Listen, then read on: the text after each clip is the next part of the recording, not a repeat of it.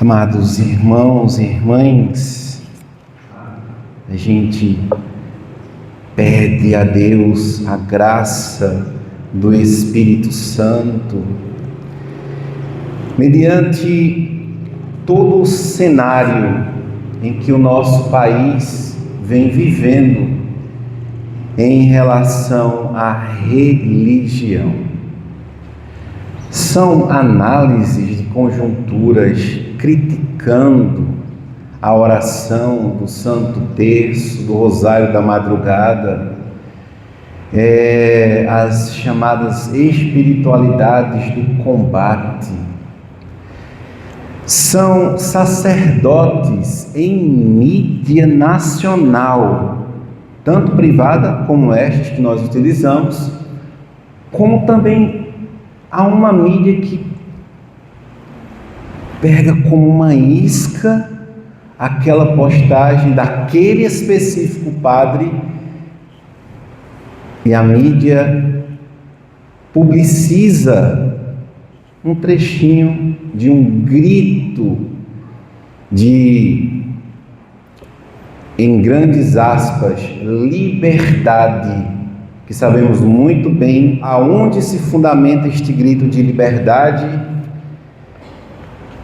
A quem deseja aprofundar-se o que vem a ser a verdadeira, que não é a liberdade em si, mas a apropriação da verdade, a apropriação da verdade evangélica que funda o nosso coração na autêntica caridade, autêntica fé e autêntica esperança. Aqui está a verdadeira liberdade interior.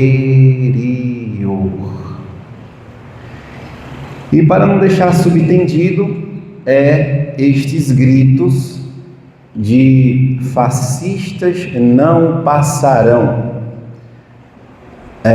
não há anistia. E vocês assistiram a essas coisas. Há algum problema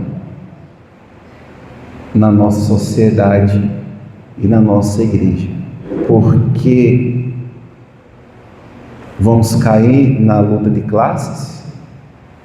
E aqui eu vou dizer, uns podem falar, outros devem calar. Por isso que decido e clamo o Espírito Santo de Deus. Vinde, Espírito Santo, vinde por meio da poderosa intercessão do Imaculado Coração de Maria, vossa amadíssima esposa, para falar do fundo da minha alma, como diretor espiritual, sacerdote responsável por uma porção do povo de Deus, em nossa área pastoral do Sagrado Coração de Jesus e Santo André, no município de Santo André e paróquia de São José, no município de Parari, estado da Paraíba, para me identificar como sacerdote católico da Diocese de Campina Grande, obediente ao senhor bispo Dom Ducenho Fontes de Matos, que juntamente com o diácono Antônio Alves Tributino nos concedeu a provisão de aqui vivenciarmos integralmente o nosso ministério, o meu sacerdotal e o diácono do serviço do altar, podendo fazer batizados, casamento e também as bênçãos, porque o diácono é o homem da bênção do Santíssimo, dos empreendimentos locais, lojas e tudo mais, e também o rito da encomendação dos fiéis defuntos. Iluminados por esta sagrada liturgia da palavra. Que belíssima a intenção do autor sagrado de revelar qual o estado de alma do pobre Lázaro e qual o estado de alma do rico sem nome. No Brasil, este texto vai bombar de reflexões imbuídas da luta e divisão de classes, a famigerada luta entre pobres e ricos. Isto é nefasto. Não existe. Quer dizer, existe na cabeça louca de uma pequena parcela social e clerical, pequeníssima. Não é assim. O autor sagrado revela o estado de alma de um homem que Lázaro tinha um nome. Depois, a referência vem da primeira leitura da profecia de Amós, que mostra que o povo transformou a finalidade das suas vidas apenas como uma apropriação do prazer. Depois, na segunda leitura, Timóteo, que foi padre e bispo, que deve, Timóteo, fala Paulo, ter prudência para se manter no estado de vida que Deus o escolheu. Tu que és um homem de Deus, foge das coisas perversas, e que ele deveria manter-se na virtude da justiça que pondera a salvação da sua própria alma, a piedade que, trocando as palavras, significa religião, fé católica na doutrina, no magistério, na transmissão apostólica do símbolo da fé, a caridade e as virtudes que competem ao homem de Deus, tanto de um lado o pé direito da firmeza, como de outro lado o pé esquerdo da mansidão.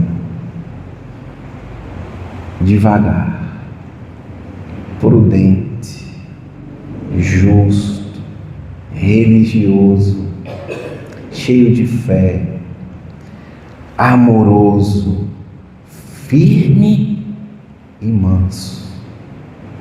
Esta é a imagem do Pantocrator, Jesus. Do Pantocrator, ele tem um rosto que, se tamparmos um lado, vamos ver a face brava de Deus. E se tamparmos o outro lado, vamos ver a face mansa de Cristo. Esta é a face do Cristo. Então, amados, uma comunidade de fé e a Igreja Católica, ela tem a autoridade discreta do serviço e do compromisso com os irmãos, é óbvio, mas com a pregação do Cristo, que é capaz de converter-nos a que sejamos mais generosos com os nossos irmãos e não ficarmos seletivos no discurso intoxicado da política dentro da igreja. Depois, nosso Senhor fala sobre as imagens do céu e do inferno a partir do fim último de Lázaro e também do homem rico. Morreu Lázaro, disse o evangelista, e foi conduzido para o céu, foi conduzido pelos anjos ou seja, para o céu, e morreu o homem rico e foi para as profundezas. E a partir daí começou-se um diálogo do homem rico com Abraão, aonde do lado estava o homem pobre, que era Lázaro. E aqui nós podemos, assim, amados irmãos e irmãs, pensar: não, mas os ricos vão para o inferno, os pobres vão para o céu, e fazer uma leitura marxista das Sagradas Escrituras, ou seja, usar um homem da história que usou a luta de classes para interpretar a palavra de Deus. Mas o autor sagrado não está falando disso. Ele está revelando o estado de alma de Lázaro. E aqui a gente volta para a nossa infância, quando nós vivíamos a simplicidade e a pobreza e riqueza do nosso cotidiano. Ninguém aqui nasceu em berço de ouro. Todos nós nascemos de uma simplicidade, de uma família. E éramos, ou ainda somos, o quê? Ricos da graça, satisfeitos com as riquezas que Deus nos concede. Essa é a nossa riqueza.